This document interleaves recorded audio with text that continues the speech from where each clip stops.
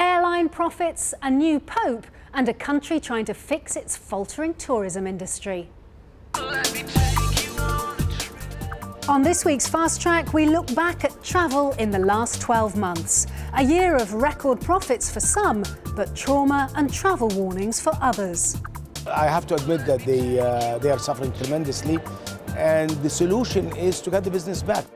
We revisit some of the places we've been to this year and the people we've met, and later on the Fast Track Travel Clinic, why an offer of cheap business class flights could leave you grounded, plus making the most of a Christmas Day connection in Frankfurt.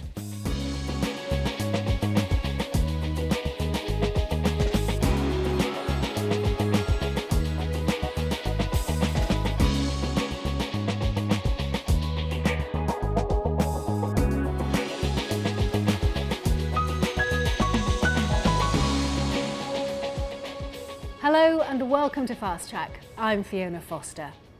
So it's the end of 2013 and time to reflect. It's been a year when political upheaval and headline-grabbing disasters have impacted travel in some parts of the world, while for others, the economic strife of recent years has been finally put behind them. But what does 2014 have in store? Here's Rajan with his roundup of the last 12 months in travel and his look ahead to the next.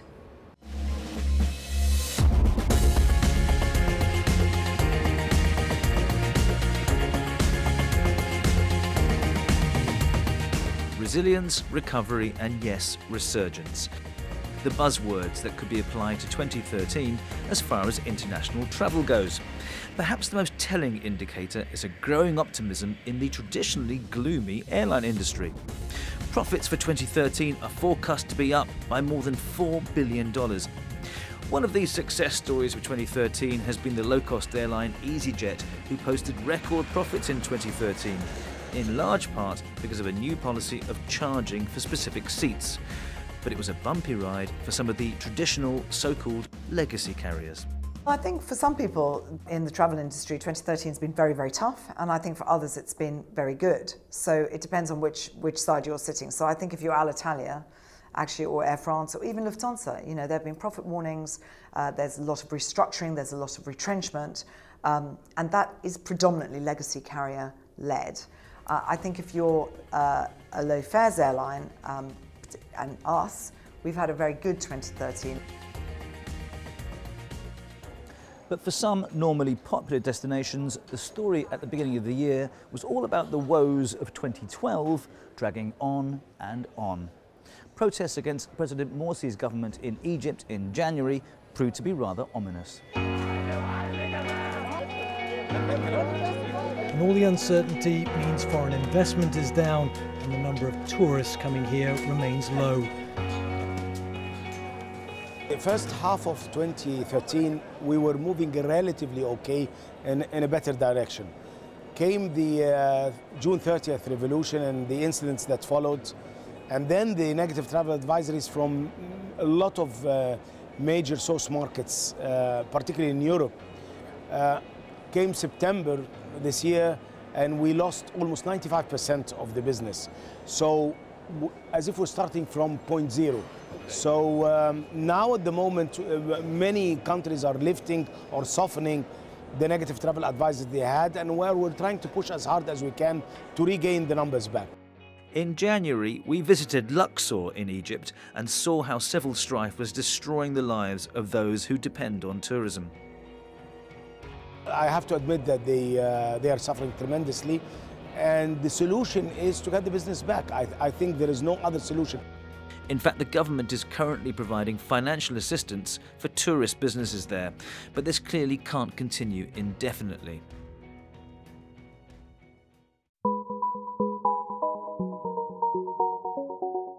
Still, it wasn't all bad in other parts of the world. The EU announced $142 million of funding to help preserve the ruins of Pompeii in Italy. Fast Track went to the ancient city to find out how the money is being used. All water of the ancient Pompeii can be carried out of the ancient city with this channel. And elsewhere in Italy, in March, the economy of Rome was boosted as hundreds of thousands of tourists travelled to the city for the inauguration of Pope Francis.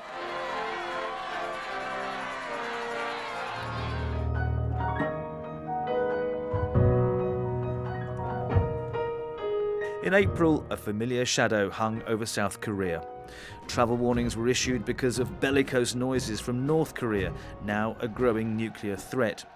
Ironically, that was accompanied by efforts by the North Koreans to become a more popular holiday destination.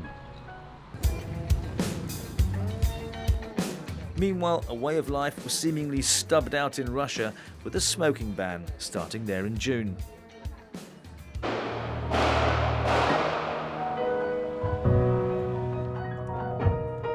September saw the raid on the Westgate shopping mall in Nairobi in Kenya, with pictures of the trauma being beamed all around the world.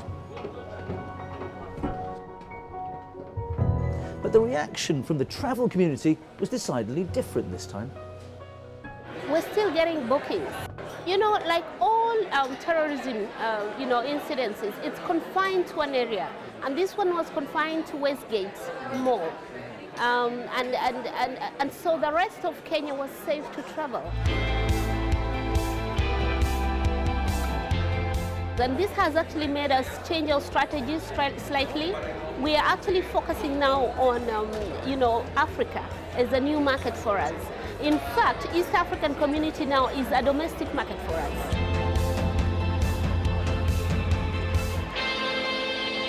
As far as the travel business is concerned, Africa is very much the continent of opportunity. And this new emphasis on middle-class Africans with the new urge to explore and travel was confirmed at the annual meeting of the UN World Travel Organization, co-hosted, rather controversially, by Zimbabwe. Africa's at the moment, it's one of the fastest growing continents in tourism. That growing disposable income is very important for us. There's a cultural shift that we're working on as well, so that people don't just invest in retail, because we do find that that's where a lot of disposable income goes. And we build a culture of people exploring their own continent and their own country and not just wanting to go across to Europe.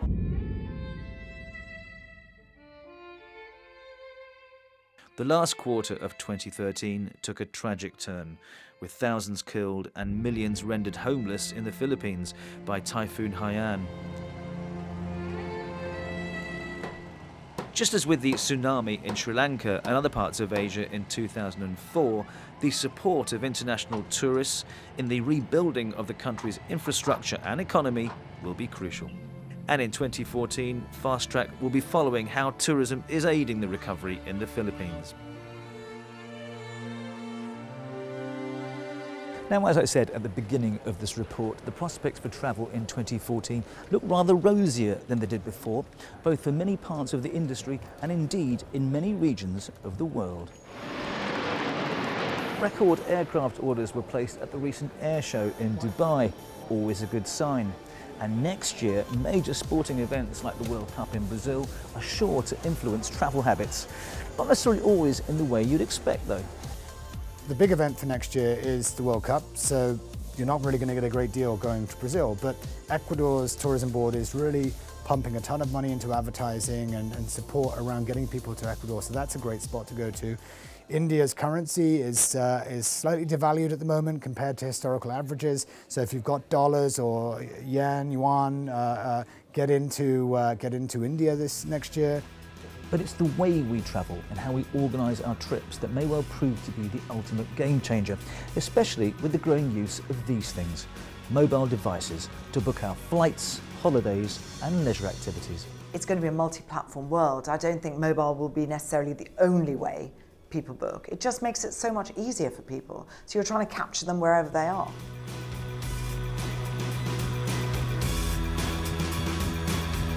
Meanwhile, we consumers will always be playing the same game of cat and mouse to see if we still can't eke out amazing bargains and chance upon new undiscovered destinations.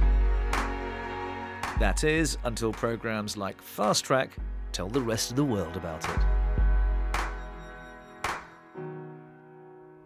Rajan Datta reporting on the key events in travel in 2013. And it's been quite a year. Do let us know what you think. Is booking a trip with a few swipes of your smartphone the way ahead? Or are you worried that you might accidentally push the wrong button and end up with an unwanted flight? Do let us know. Our email address, fasttrack@bbc.com. Now let's have a look at the other travel headlines for the past week. New guidelines from the EU's Aviation Safety Agency mean that passengers could soon be able to use personal electronic devices, such as tablets and e-readers, for the whole time they're on a plane, including taxiing, takeoff and landing, as long as the device is switched to flight mode. But it will be at the discretion of individual airlines to implement the new guidelines. An art exhibition with a difference was opened this week in Australia. The Great Barrier Reef unveiled its first ever underwater gallery, displaying works from Queensland artist BJ Price. Organisers hope the installation will raise awareness of the importance of protecting the UNESCO World Heritage Site. Astrotourists looking for a starlight safari might want to head to the north of England, where a patch of the Northumberland night sky has been granted dark sky status. The award makes it the largest area of protected sky in Europe, with strict controls to prevent light pollution. And finally, Facebook has published its list of most checked-in destinations for 2013. Disney resorts dominated the top 25 with 4 entries. Other well-known hotspots included St Mark's Square in Venice, Singapore's Marina Bay Sands and Las Ramblas in Barcelona. That's it for now, but do stay with us because coming up, Simon Calder's reopening his travel clinic with tips for a Christmas Day stopover in Frankfurt. And we'll be looking back at some of our favourite moments from 2013, including this.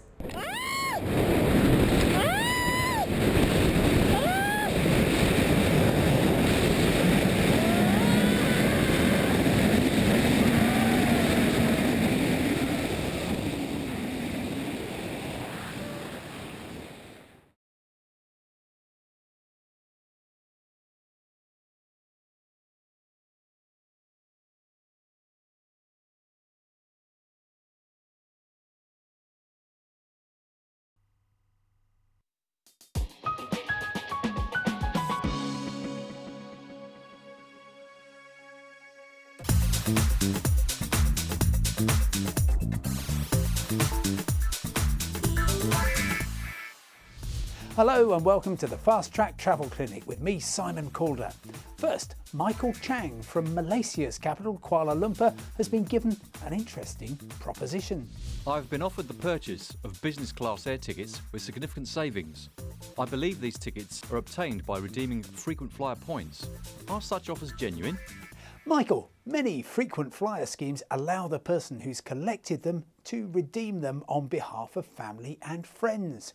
So-called mileage brokers take advantage of this concession to buy unused points, redeem them for cut-price tickets or upgrades from economy class and sell them to other travellers. But the rules of every frequent flyer programme I've seen say that an award ticket that's been bought rather than freely given is invalid and the passenger could be grounded. So leave such offers well alone.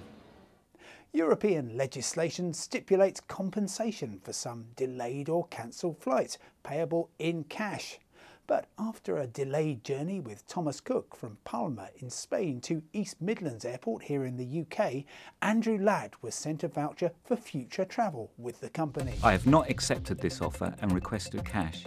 I have sent several emails and have had no response. What can I do next? Call Fast Track. I contacted Thomas Cook on Andrew's behalf and I'm glad to say the company paid up within 24 hours. Airlines are free to offer you the choice between cash and vouchers, but there's no incentive for accepting the latter unless they offer a bonus, typically anything from 20 to 60%. Next, Ghazwan Alwan from Tikrit in Iraq is heading for the US to complete his engineering studies. I'm planning to fly from Erbil in northern Iraq to the city of Columbia in the state of Missouri. How can I get the lowest cost flight? Ghazwan, it's an unusual route and my initial search through a range of travel agents resulted in quotes from $5,000 to $10,000 and yes, that is in economy class. But what's pushing up the fare is your departure point. Starting instead in Istanbul, the price on a combination of British Airways and American Airlines falls to just $1,000 on some of the dates I tested. It's a straightforward matter to buy separate flights from Erbil to Turkey's largest city for another $500 or so round trip. Finally, Emil Mayberg got in touch from Johannesburg with a seasonal question. I'm flying to Venice via Frankfurt with a 5-hour stopover on Christmas Day. I wondered if there's anything I can do during that stopover. Fortunately, Emil, Frankfurt is a city that doesn't close down on the 25th of December. There are reliable trains from the airport's own station 4 times an hour, taking just 12 minutes to reach the centre of Frankfurt. The marvellous Stedel Art Museum, with its collection of old masters and modern art, has assured Fast Track it's open as usual from 10 in the morning till 7 in the evening. Afterwards, head across the river to Römerberg Square at the heart of the Old Town and take your pick of the alluring bars before you head back to the airport, where you'll be pleasantly surprised at the lack of crowds and queues. Christmas Day is the quietest day of the year for many airports, so you can look forward to a smooth passage to Venice, where you'll arrive in time for dinner. What a great way to spend December the 25th. That's all we've got time for in this session of the Fast Track Travel Clinic, but I'll be back in the new year hoping to resolve more of your travel quandaries. Whatever your travel question, email fasttrack@bbc.com and I'll try to find you an answer. From me, Simon Calder, bye for now and see you next time. Simon Calder with the last travel clinic of this year. Well, we've been all over the world in the past 12 months and we've had all sorts of adventures, from polyphonic singing in the mountains of Georgia to feeding giant pandas in China.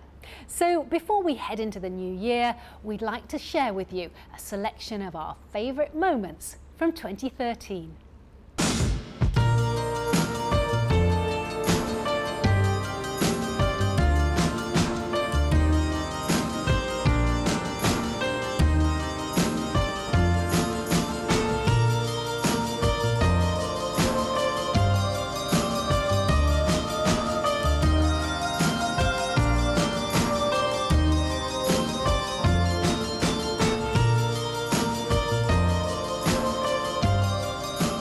Ahead were 33 days, nearly 8,000 miles on one of the longest, toughest rallies undertaken in a vintage or classic car.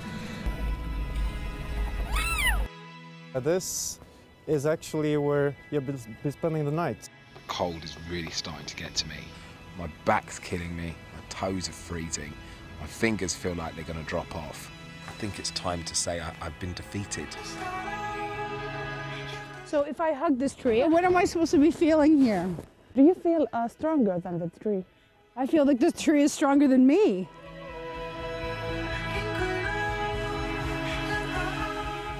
It's an exhilarating ride, I've got to say, with stunning views.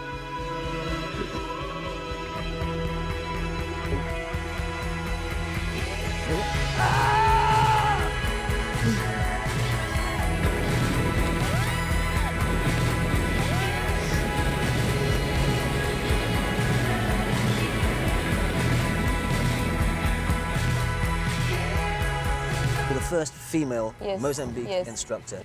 They didn't believe I would really be able to dive. I insisted and I asked it. They told me, we let you try and then we see how it goes. When I got there, I realized that it was also a beautiful country, geographically speaking, but I mean, it's still one of the poorest countries in the world. I think that is the mystery of Grand Central.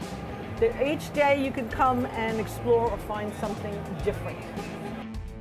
And it's actually kind of fun, but very few people say thank you.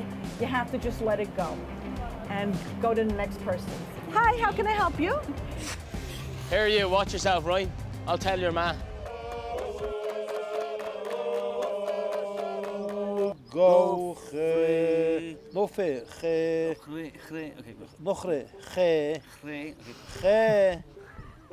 no no Go, go.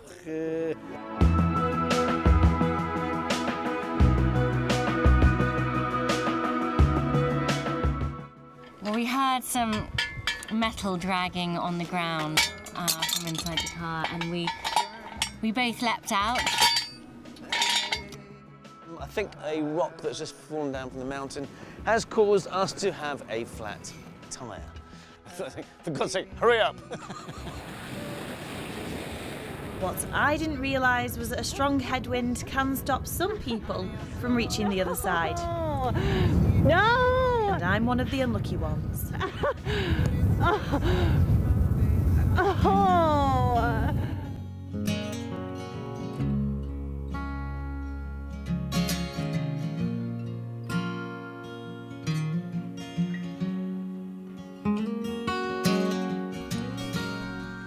This fella here is called Ui, and he was the smallest weight for a baby panda ever to be born and then survive. Now, he's doing all right.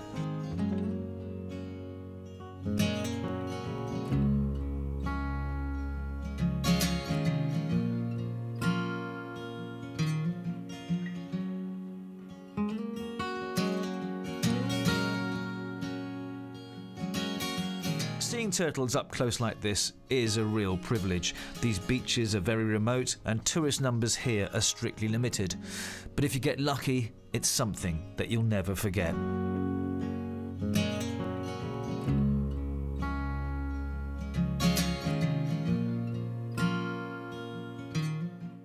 Some of our very favourite moments from 2013. I hope you enjoyed them. Well, sadly, that is it from me. I have had the most brilliant time over the past 4 years travelling the world with this programme, meeting some fantastic people along the way. There will be a brand new look Fast Track coming your way in February, but from me, Fiona Foster, for the very last time, thank you for watching, happy travelling, and bye-bye.